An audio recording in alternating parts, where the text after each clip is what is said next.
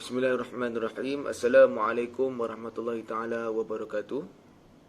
Terima kasih kepada tuan pengurusi majlis, Syif-Syif kehormat, pensyarah serta tetamu yang dirahmati Allah Subhanahu wa taala sekalian. Sebelum saya memulakan bicara, izinkan saya memperkenalkan diri saya. Nama saya Abdul Halim bin Muhammad Hanafiah. Saya mahasiswa daripada Universiti Sultan Zainal Abidin dan kita bersyukur kehadirat Allah Subhanahu wa taala kerana pada hari ini kita diberi nikmat kesihatan, juga ruang dan peluang untuk kita berkumpul dan untuk kita membicarakan tentang satu tajuk yang berbunyi Mahkamah Syariah merupakan mahkamah kedua, mahkamah kelas kedua. Jadi izinkan saya mendefinisikan tentang tajuk yang akan kita bahaskan pada hari ini, iaitu Mahkamah Syariah. Mahkamah Syariah merupakan satu mahkamah yang telah ditubuhkan untuk menguruskan hal ehwal ataupun perkara di bawah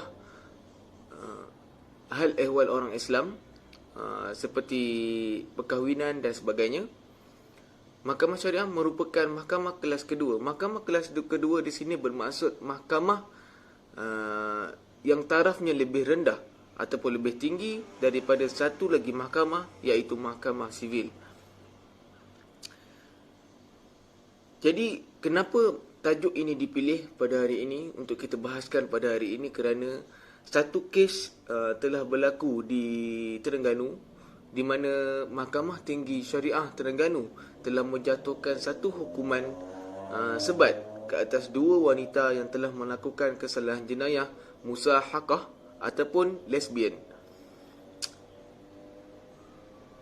Namun kritikan diterima daripada orang Islam sendiri, termasuk juga orang yang bukan Islam, yang mengatakan bahawa hukuman tersebut tidak harus dijatuhkan kepada mereka berdua. Dan bahkan ada juga antara mereka yang mengatakan bahawa hukuman tersebut adalah satu hukuman yang kuno dan tidak bersesuaian dan perlu dimansuhkan di Malaysia. Jadi kita lihat, adakah persoalannya di sini, adakah mahkamah syariah di Malaysia ini merupakan mahkamah kelas kedua? Jadi kita beralih kepada bidang kuasa mahkamah syariah di Malaysia. Jadi mahkamah syariah Malaysia merangkumi hal ehwal yang berkaitan dengan agama Islam seperti perkahwinan, perceraian, hak kekeluargaan serta harta pusaka kecil. Jika dilihat daripada pelaksanaannya, kita di Malaysia menggunakan berteraskan perlembagaan Malaysia tertakluk kepada Undang-Undang Perlembagaan Malaysia yang menjadi teras dan perundangan utama. Jadi kita bersyukur kepada Allah Subhanahu wa taala kerana setelah pindaan dilakukan terhadap Perlembagaan Malaysia pada perkara 121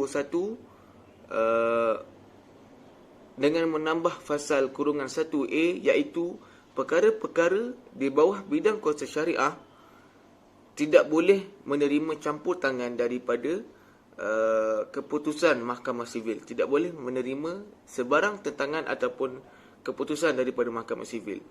Ini berbeza sekali dengan keadaan di mana perkara di bawah Perlembagaan Malaysia tahun 1995, di mana segala perkara yang berlaku di bawah bidang kuasa syariah tertakluk kepada keputusan daripada mahkamah sivil yang semestinya, seharusnya memberikan satu keputusan yang tidak berasaskan hukum syariah, iaitu hukum yang telah ditentukan oleh Allah Subhanahu wa taala. Kerana banyak kes yang telah diputuskan oleh mahkamah sivil yang tidak menepati entiti ataupun mengikut piawaian daripada syariah Islam itu sendiri. Selain itu, kita lihat bidang kuasa syariah ini masih lagi terbatas pelaksanaannya di Malaysia. Sebagai contoh, hukum hudud dan qisas masih lagi tidak dilaksanakan di Malaysia. Juga contoh lain, kepada mereka yang melakukan kesalahan maksiat dalam Islam seperti meminum arak, melakukan persetubuhan haram, zina, sama ada muhsin atau ghair muhsin. Mereka ini, pesalah-pesalah ini diberikan hukuman yang ringan dan tidak munasabah seperti mana yang telah ditentukan oleh syarak, dan tidak diberikan hukuman mengikut piawaian syarak yang pada dasarnya mengikut Perlembagaan Malaysia 1988, iaitu memperuntukkan hukuman sebanyak tidak melebihi RM5,000, penjara tidak melebihi 3 tahun, dan juga sebatan, dan dihadkan sebatan itu sebanyak 6 kali. Hukuman-hukuman ringan ini menyebabkan pesalah-pesalah ini melihat kesalahan yang telah mereka lakukan itu sebagai satu kesalahan yang enteng, dan kesalahan mereka itu mereka tidak takut untuk mereka mengulangi kesilapan tersebut, kesalahan mereka tersebut. Jadi ini bagi saya satu perkara yang tidak melambangkan bahawa Malaysia ini merupakan, Islam ini merupakan satu agama persekutuan di Malaysia.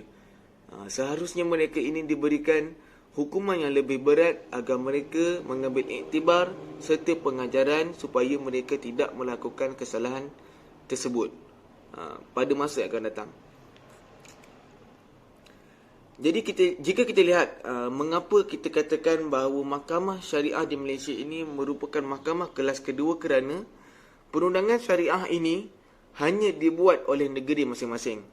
Oleh itu, jika undang-undang negeri bertentangan dengan undang-undang persekutuan di mana mahkamah sivil ini di bawah undang-undang persekutuan, maka undang-undang persekutuan mengatasi undang negeri seperti mana yang termaktub dalam perkara 74 Perlembagaan Persekutuan. Jadi di sini kita lihat jelas bahawa taraf mahkamah syariah ini masih lagi rendah berbanding dengan mahkamah sivil di Malaysia. Selain itu, mahkamah syariah ditubuhkan oleh Akta Pentadbiran Negeri, sedangkan mahkamah sivil ditubuhkan oleh Perlembagaan Persekutuan. Maka jelas sekali bahawa taraf syariah lebih rendah daripada mahkamah sivil di Malaysia. Jadi kita lihat, jadi saya lihat bagaimana masalah ini memberikan satu cabaran bagi kita mahasiswa supaya kita melakukan satu lonjakan agar mahkamah syariah ini dimartabatkan, ataupun taraf mahkamah syariah ini dipertingkatkan supaya kita menjalani kehidupan seharian kita dengan memartabatkan Islam itu sendiri. Jadi kesimpulan yang dapat saya lakukan agar kita mampu memperbaiki kedudukan ataupun taraf mahkamah syariah ini adalah, yang pertama, kita usaha agar kita meminda undang-undang tubuh negeri, iaitu di mana mahkamah sivil ini merupakan satu undang-undang yang penubuhan mahkamah sivil ini harus diadakan bagi di bawah undang-undang tubuh negeri. Begitu juga dengan mahkamah syariah. Mahkamah syariah juga harus ada di bawah undang-undang tubuh negeri bagi setiap negeri di Malaysia. Jadi kesimpulan yang dapat kita simpulkan daripada perbahasan ini, secara dasarnya mahkamah syariah ini adalah satu mahkamah yang martabatnya sama dengan mahkamah sivil di Malaysia setelah pindaan yang dilakukan terhadap Perlembagaan Persekutuan Malaysia pada perkara 121 dengan menambah perkara kurungan 1A, iaitu tiada campur tangan, iaitu hak eksklusif diberikan kepada mahkamah syariah di Malaysia. Jadi pada dasarnya mahkamah syariah ini adalah setaraf dengan mahkamah sivil di Malaysia. Jadi cuma perkara yang berlaku di Malaysia, perkara yang berlaku dalam kehidupan seharian kita, kefahaman terhadap mahkamah syariah ini yang merupakan kelas kedua ini adalah hanya satu pandangan ataupun teori yang dilakukan oleh mereka yang mungkin tidak faham tentang perundangan Islam, yang mungkin merendah-rendahkan Islam. Jadi kita sebagai orang Islam sendiri, harusnya kita meningkatkan kefahaman kita, meningkatkan penelitian kita terhadap Islam itu sendiri, agar ia menjadi satu perundangan yang unggul di Malaysia. Itu saja harapan saya.